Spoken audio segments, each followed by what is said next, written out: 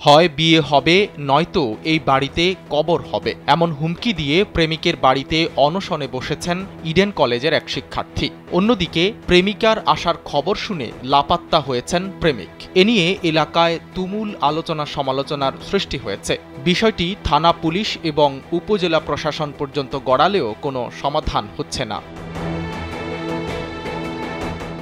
ঢাকা থেকে গিয়ে ভোলার চরফ্যাশনের ওমরপুর ইউনিয়নের ১ নম্বর ওয়ার্ডের হাওলাদার বাড়িতে অনশনে বসেছেন সাদিয়া জান্নাত। এই বাড়ির মিজানুর রহমান তৈয়বের সঙ্গে প্রেমের সম্পর্কের এক পর্যায়ে স্বামী স্ত্রীর মতো সময়ও কাটিয়েছেন তারা। বিয়ের দাবিতে অনশন করা সাদিয়া জান্নাত জানান, তার হাতে ফিরে যাওয়ার মতো কোনো উপায় নেই।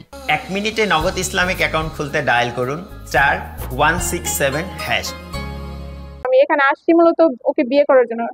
সম্পর্কের শুরুটাই হয়েছে ওকে বিয়ে করার। তো এখানে আসার উদ্দেশ্য ওকে বিয়ে করা। এখন ও যদি পালাই থাকে তার মানে আমি এখান থেকে চলে যাবো এরকম। তো আমি বলছি হয় ওকে এখানে বিয়ে করবো, আর না হয় এখান থেকে আমি যদি মরে যাই তাহলে এখান থেকে আমার ডেড বডিটা হয় মাটি চাপা না তাই করুক তবে আমার। কিন্তু এখান থেকে আমি কোথাও যাচ্ছি না ওকে বিয়ে করা ছাড়া।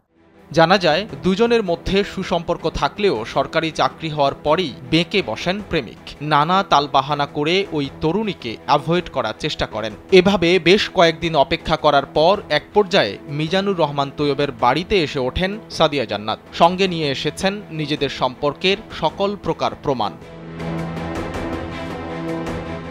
গত ১২ এপ্রিল অনশন শুরু করেন সাদিয়া জান্নাত। এরপর ছেলের পরিবারের পক্ষ থেকে সমাধানের একটি তারিখও দেয়া হয়, রাজি হয় বিয়ের ব্যাপারেও। এরপর সেটা না করে উল্টো তারা মেয়েকে হেনস্থা করার চেষ্টা করলে আবারও অনশন শুরু করেন সাদিয়া। ছেলের পরিবারের এমন তালবাহানায় ক্ষুব্ধ হয়েছেন স্থানীয় জনপ্রতিনিধিরাও। বর্তমানে দেখা গেল তারা তালবাহানা করতেছে। এখন আমি দেখা গেল তারা বিবাহ করাইতেছে না, দেখা গেল তালবাহানা করতেছে মেয়েটাকে অসহায় পাইয়া। আমার এলাকাবাসী আর সকল আমার জনসাধারণের দাবি হলো এই মেয়েটা দেখা গেল বিবাহ হোক, এবং এইরকম কোনো ঘটনা যেন আমার এলাকার কোনোদিন না ঘটে। এখান থেকে দেখা গেল আমাদের ছেলে মেয়েরা যেন শিক্ষা পায়।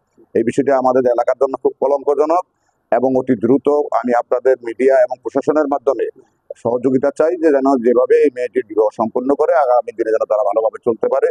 পুলিশ জানায়, বিষয়টি সমাধানের পথে এগিয়ে গিয়েছিলেন তারা। এরপর কথা দিয়েও কথা রাখেনি ছেলের পরিবার। তারপরও বিষয়টি সমাধান করার সর্বোচ্চ চেষ্টা করা হচ্ছে।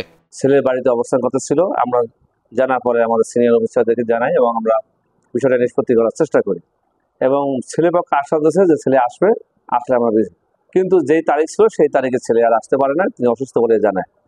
ইতিমধ্যে মেয়েটি ছেলের বাড়িতে আবারও অনশনে বসছে। আমি আবারও বিষয়টা নিয়ে আমাদের সিনিয়র অফিসার সহ স্থানীয় চেয়ারম্যান এবং উপজেলা নির্বাহী কর্মকর্তা মহোদয়কে জানাই।